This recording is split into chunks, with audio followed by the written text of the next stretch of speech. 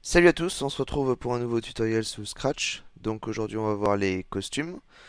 On va s'intéresser à comment les manipuler, comment dessiner de nouveaux costumes, comment modifier un costume déjà existant, etc. etc. Donc vous allez voir que tous les outils de dessin qui sont apportés à Scratch et qui vous sont fournis permettent de réaliser quelque chose de très complet. Même si évidemment il manque beaucoup de fonctionnalités, mais euh, pour ce que vous voulez en faire, vous allez voir, vous avez largement ce qu'il faut pour commencer à réaliser des dessins sympas, pour pouvoir modifier correctement vos lutins, etc., etc. Mais si vous voulez passer à un niveau supérieur, n'hésitez pas à utiliser des éditeurs de photos beaucoup plus performants comme Photoshop. Alors on va commencer tout de suite. Donc là je suis sur les costumes. Donc je vais vous présenter la fenêtre et après je vous présenterai les différentes fonctionnalités. Donc les costumes, c'est cette fenêtre, c'est le deuxième onglet qui se trouve en haut après Script. Donc on a la liste des costumes qui se trouve à gauche. Donc là par exemple on a toujours deux costumes par défaut, costume 1 et costume 2. Sous les costumes on peut voir la taille qu'ils font. Donc ici il fait 93 par 101, on verra qu'on peut modifier sa taille si on en a envie. Et si on veut créer de nouveaux costumes, on a différents onglets en haut. Donc là, pour prendre une photo directement depuis votre webcam. Ici pour importer une photo ou une image depuis votre ordinateur. Ici c'est pour dessiner vous-même un nouveau costume. Et ici c'est la bibliothèque des costumes qui vous sont disponibles directement sous Scratch. Voilà. Donc on va fermer ça. Hop, c'est toujours un peu lent. L'accès à la bibliothèque. Voilà. Donc après, donc comme je vous l'ai dit, on a la possibilité de créer des nouveaux costumes. Donc on a juste à cliquer ici. Hop. On arrive sur un nouveau costume. Voilà. Donc il n'y a rien, c'est normal, il est vide. Il fait un par un vu qu'on n'a rien ajouté dedans. Et on peut modifier son nom en haut ici. Donc on va appeler par exemple nouveau. Et à partir de ce moment-là, il s'appellera nouveau. Et quand vous voudrez manipuler les costumes, donc je vais vous faire. Si vous avez vu les précédentes vidéos, quand vous voudrez manipuler les costumes, ici, eh bien on a, vous voyez, la liste des costumes qui se trouve ici. Donc on a costume 1, costume 2 et nouveau. Voilà. Donc, quand vous choisissez le costume, ça sélectionne le costume par défaut sur lequel vous vous trouvez. On va le mettre comme ça pour que ça soit plus simple. Voilà, ça sélectionne le costume par défaut sur lequel vous voulez être. Donc on va se mettre sur celui-là pour l'instant pour bien expliquer. Ensuite, la partie en bas. Donc tout en bas à gauche, c'est la taille du trait. C'est-à-dire que quand vous allez vouloir faire un dessin, donc je vais vous montrer rapidement. Hop, voilà, ça c'est un dessin avec un trait fin. Et si j'augmente la taille de mon trait, donc hop, je la passe là, vous voyez que le trait est beaucoup plus gros. Hop, mince, hop, hop, voilà. Donc ça, c'est pour modifier la taille de trait. Ici, on a un panel de couleurs, donc vous pouvez sélectionner la couleur que vous voulez. Vous pouvez même sélectionner une couleur bien en particulier. Donc vous avez deux modes de choix de couleurs, celui-ci ou celui-là. Et ici, vous avez la pipette pour choisir la couleur qui se trouve sur l'écran. Par exemple, ici, je sais pas, jaune. Voilà. Donc on sélectionne avec la pipette. Bon, c'est par rapport au dessin, c'est un peu plus limité que l'autre sélecteur de couleurs dans le script. Vous prenez votre pipette et vous sélectionnez la couleur qu'il y a sur l'écran que vous désirez. Par exemple, si je clique sur la partie blanche de mon chat, ça va faire blanc. Et si je clique sur la partie jaune, ça va faire jaune. Alors, bien connu, vous pouvez sélectionner deux couleurs différentes. Voilà. Là, par exemple, je sélectionne le rouge et si je clique là, c'est le violet. Et vous pouvez évidemment choisir la couleur que vous voulez en modifiant son intensité avec le niveau qui se trouve ici. Voilà. Mais si vous mettez le niveau tout en haut, il n'y a aucune intensité. Ensuite, à droite, donc vous avez tout d'abord le zoom, donc zoom moins ou zoom plus. Alors là, on était sur le zoom minimum. Donc vous pouvez zoomer au maximum si vous voulez beaucoup modifier, enfin modifier avec précision votre costume. Et vous pouvez zoomer au minimum si vous avez beaucoup d'objets à déplacer, par exemple, sur votre costume, et que vous voulez tout manipuler d'un coup. Et ensuite, on a les deux modes en bas. Donc là, on est en mode vecteur et on peut passer en bitmap. Donc, pour faire simple, on va dire que le mode vecteur, c'est pour manipuler des objets et le mode bitmap, ça va être pour dessiner. Donc là, mon costume il est devenu tout moche, je sais pas trop pourquoi. Il est devenu tout pixelisé. Bon, on va aller sur celui-là alors. Hop. Donc, donc si vous voulez retenir, mode bitmap, c'est c'est coloration, c'est regardez, c'est enfin toc, c'est colorer colorer des objets, c'est gommer, etc., etc. Tandis que hop, on va dézoomer. Le mode vecteur, c'est pour créer des objets, les déplacer, etc., etc. C'est un peu similaire, mais il y a quelques fonctionnalités qui vont faire vraiment la différence entre les deux. Voilà. Ensuite, hop, on va enlever ce rectangle. S'il veut bien supprimer, effacer. Bon, vous ne voulez pas vous séparer. Voilà, ils veulent s'effacer.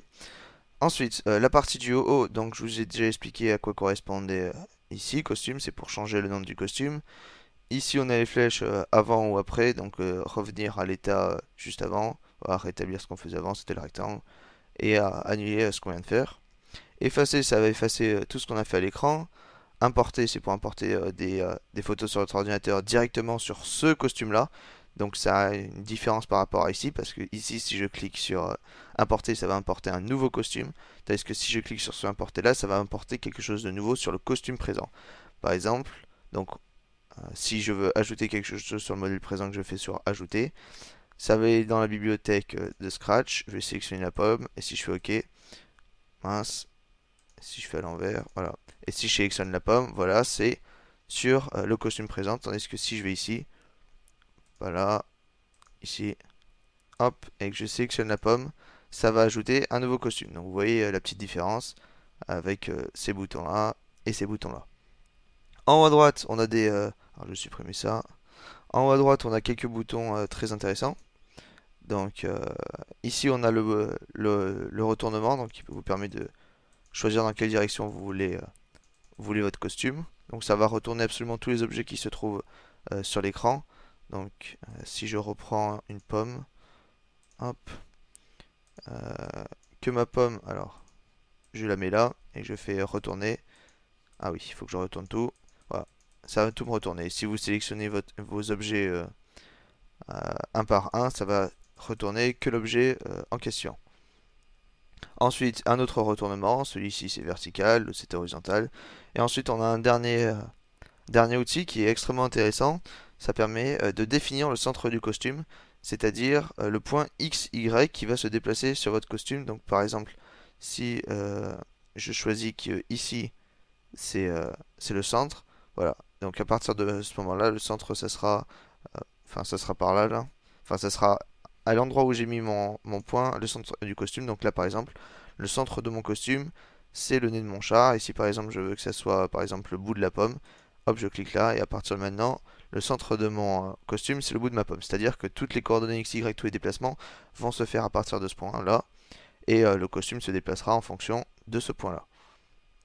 Donc on va rétablir ça. Hop, voilà. Donc on va remettre le centre de notre chat au nez. Et maintenant on va s'attaquer au mode vecteur et au mode bitmap. Alors on va commencer par le mode vecteur. Donc vous voyez depuis tout à l'heure j'utilise la souris.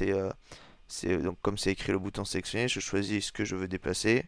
Je peux tout sélectionner si j'ai envie. Voilà, je déplace tout. Je peux choisir les objets les uns après les autres. Voilà. Et si je clique sur un objet, vous voyez que je peux modifier sa taille. Alors le centre c'est pour le déplacer. Tout en haut, le petit point, c'est la rotation. Donc vous voyez, je pouvais le tourner. Donc si vous voyez bien, ça se trouve tout en haut du rectangle, là, le point pour tourner. Voilà.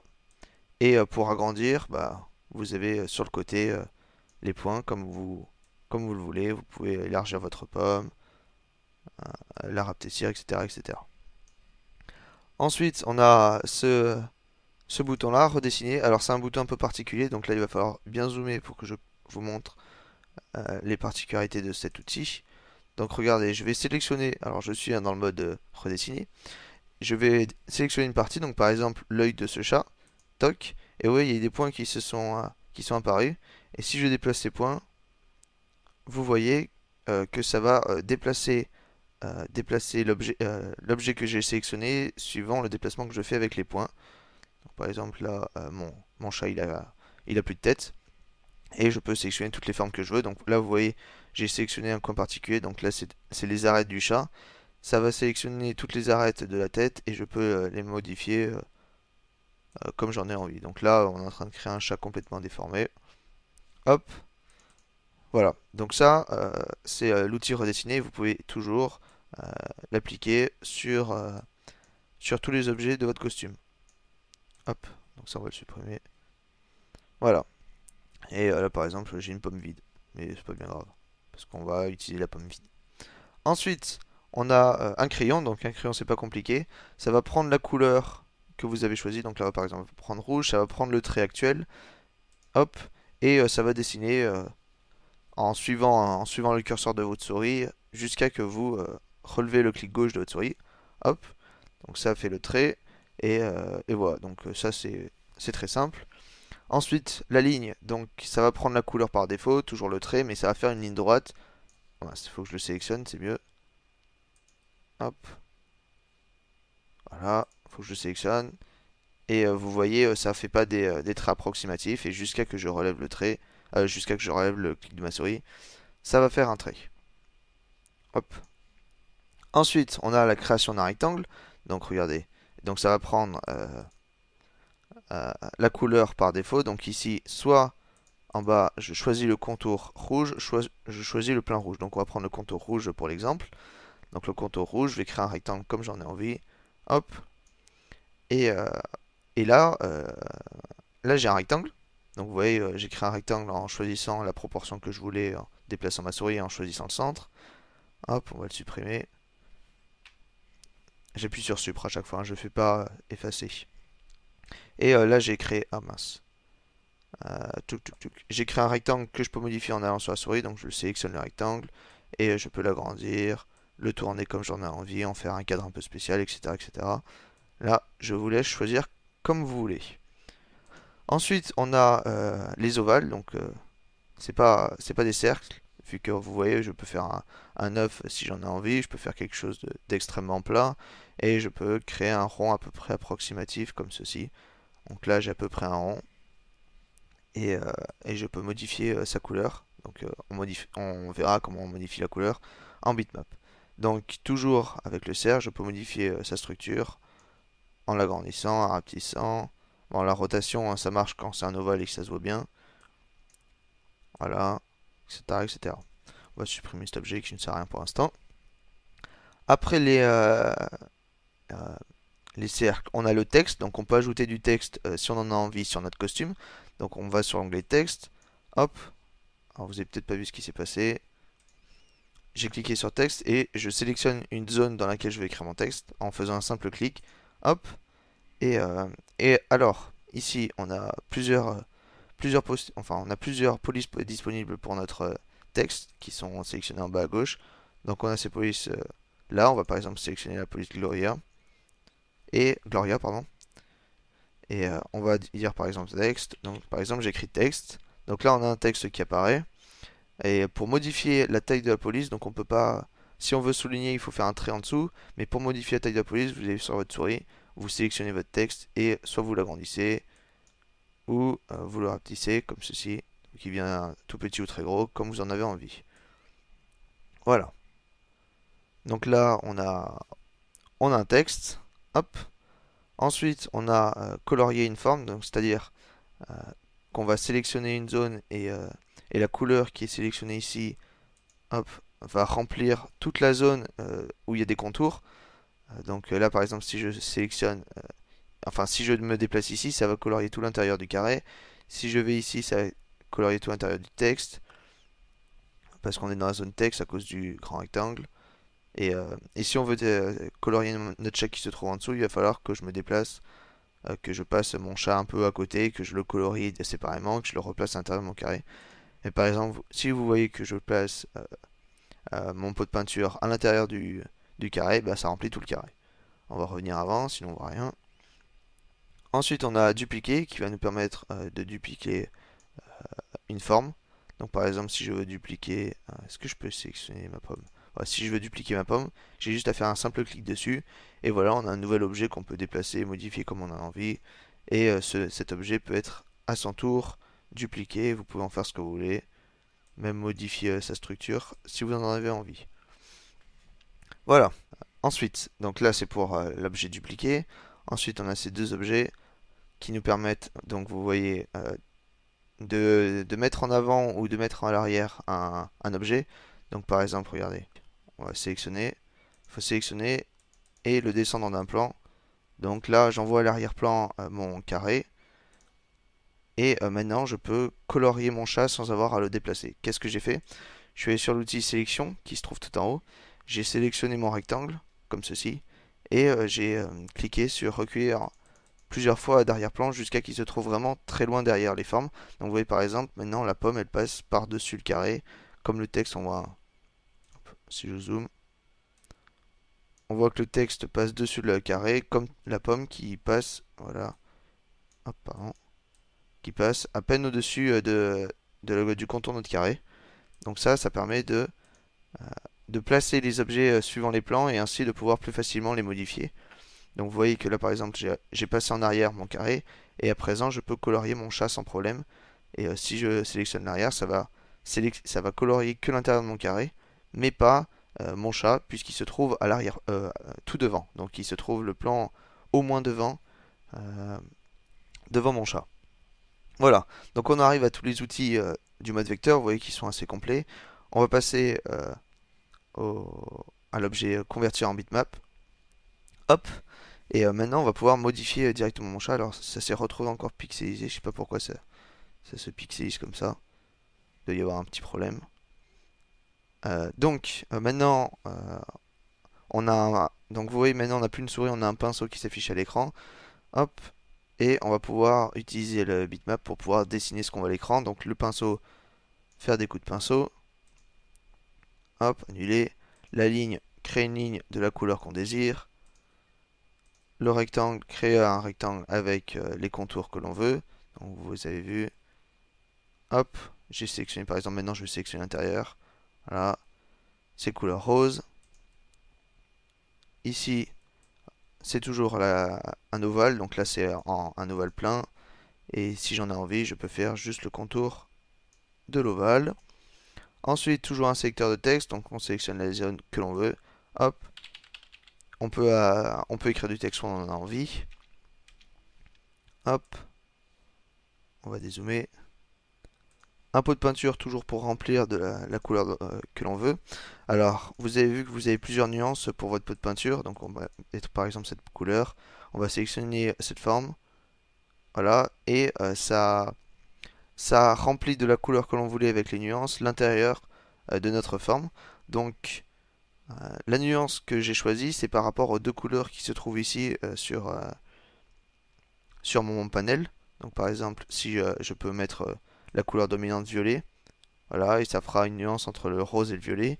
Et c'est l'endroit où vous avez appuyé avec votre souris qui va définir le centre de votre nuance. Ensuite, on a une gomme qui nous permet d'effacer des portions, hop, des portions du texte. Donc là, par exemple, des portions de votre dessin. Donc là, par exemple, j'ai enlevé le E de texte. On a cet outil qui nous permet de sélectionner une zone avec laquelle on veut travailler en particulier. Et si vous voyez, par exemple, que je sélectionne juste cette forme et que je la déplace, vous voyez que ça nous permet de totalement modifier notre dessin. Donc, vous voyez, là, il n'a plus rien à... Enfin, on comprend même pas le sens de ce texte, enfin de ce dessin. Donc, je peux sélectionner d'autres parties et à leur tour les déplacer. Donc, je sélectionne une zone et je la déplace comme j'en ai envie. On a ensuite ce pinceau magique, comme on appelle. Donc, vous sélectionnez en fait une zone avec ce pinceau magique, toc, et ça va calculer pendant un petit temps, que j'aimerais bien que ça calcule. Voilà, hop. Ça a calculé la zone que j'ai sélectionnée, et si je fais supprimer, hop, donc effacer. Bon, c'est pas effacé, c'est bien, voilà. J'ai cliqué sur supprimer et ça a supprimé toute la zone qui n'appartenait pas à ma sélection. Donc là, je vais le refaire. Donc vous voyez, j'ai tout sélectionné par exemple ici, sauf le T qui se trouve en haut à gauche. Bon, c'est trop gros apparemment. Je sélectionne, ça met un peu de temps, et si je fais supprimer, hop, et que je reviens à ma modification, ça a supprimé ce qui se trouve à l'extérieur. Voilà. Ensuite, on a sélectionné dupliquer, donc ça, on sélectionne une zone que l'on veut, par exemple celle-ci, et je peux la déplacer, et ça fait une copie, alors il faut que je relâche le clic, une copie de mon costume. Voilà. Donc, là, on a à peu près tout vu sur les costumes. Alors, c'est pas un chapitre, c'est pas les costumes, c'est pas une partie qui m'intéresse particulièrement, vu que moi, ce qui m'intéresse, c'est surtout l'algorithmique avec tous les scripts. Mais je pense que c'était quand même assez important de vous présenter les costumes, la manière de dessiner, la manière de modifier une forme, la manière d'agrandir, d'ajouter des objets à votre scène, afin, voilà, si vous avez envie de faire un jeu, il suffit pas d'avoir qu'un chat à l'écran. Ce chat, peut-être qu'on veut lui ajouter une épée, peut-être qu'on a envie d'ajouter de nouveaux personnages qui puissent interagir, peut-être qu'on a envie de modifier un arrière-plan, etc., etc. Donc ça, c'est tout ce qu'on fait avec les costumes. Donc je vous ai tout présenté sur les costumes. Il y a beaucoup de choses, mais moi, c'est l'outil costume qui appartient à Scratch est vraiment là pour vous dépanner pour une situation particulière dans laquelle les outils peuvent vous apporter une solution. Mais moi, ce que je vous conseille vraiment, c'est d'utiliser à côté de ça un vrai logiciel comme Photofiltre ou Photoshop afin de réaliser de vrais bons costumes, de vrais bons dessins à utiliser parce que vous voyez que les objets ici sont très limités et parfois c'est un peu approximatif les résultats que l'on a. Voilà, donc ça c'est ce qui concerne les costumes. Hop, on va repasser là. Donc, je pense que c'est tout ce qu'on va voir au niveau des tutos. Et maintenant, on va passer au TP. Alors, pourquoi on s'arrête ici au niveau des tutos? Parce que je pense avoir fait le tour. Les sons, on n'a pas besoin d'apporter plus de détails. Je vous ai présenté tout en profondeur au niveau des scripts. Et les costumes, comme je viens de vous l'expliquer dans cette vidéo, on a fait un tour global. Il y a quelques petites nuances à voir en plus, mais vous n'avez pas besoin d'avoir plus d'informations sur les costumes. Et donc on va passer au TP pour la prochaine fois. Donc j'ai déjà 2 TP en préparation, comment ils vont se découper. Dans une première partie, dans une première vidéo, je vous présenterai le TP, je vous présenterai ce que j'ai fait, je vous donnerai des petites indications pour le réaliser, et je mettrai une vidéo juste après sur la solution, sur la présentation, comment faire ce projet. Alors le premier TP que l'on va voir, vous le voyez juste au-dessus, c'est un chronomètre. Donc c'est un chronomètre tout simple, mais vous allez voir que j'ai, entre guillemets, copié une version qui a été faite avec l'Arduino, c'est-à-dire que vous allez voir, c'est un chronomètre qui s'affiche comme si on le dessinait à l'écran, et à la fin il y a une gomme qui va effacer le chronomètre, et puis ainsi de suite. Enfin c'est pas le chronomètre, c'est afficher l'heure actuelle. Voilà, donc vous avez le lien juste au-dessus, vous pouvez cliquer dessus si vous en avez envie. Quand la vidéo sera disponible. Si vous avez des questions, n'hésitez pas à me les poser dans l'espace commentaire. Si vous avez aimé ce petit cours, n'hésitez pas à laisser un petit like. Si vous avez des détails en plus à avoir, n'hésitez pas à me les demander. Merci d'avoir regardé la vidéo et à la prochaine.